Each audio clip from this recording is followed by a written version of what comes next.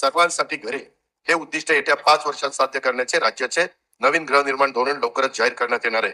राज्यात प्रधानमंत्री आवास योजना, पीएम जनमन या केंद्र पुरस्कृत, तर रमाई आवास, शबरी आवास, आदिम आवास, पारधी आवास, अटल बांधकाम कामगार वसाहत, यशवंतराव चव्हाण मुक्त वसाहत, पुण्यश्लोक अहिल्यादेवी होळकर आवास, मोदी आवास तसेच धर्मवीर आनंद दिघे घरकुल या योजना राबवण्यात येत आहेत. त्या अंतर्गत आतापर्यंत 44,07,000 घरकुलं मंजूर करण्यात आली आहे.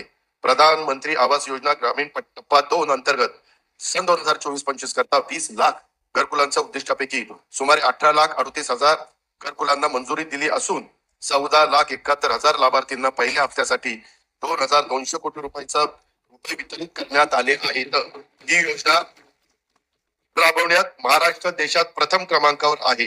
लोकप्रतिनिधी लाभार्थींच्या मागणीला प्रतिसाद म्हणून राज्य सरकारकडून या योजनेच्या अनुदानात 50,000 रुपयाची वाढ करण्यात येणार आहे.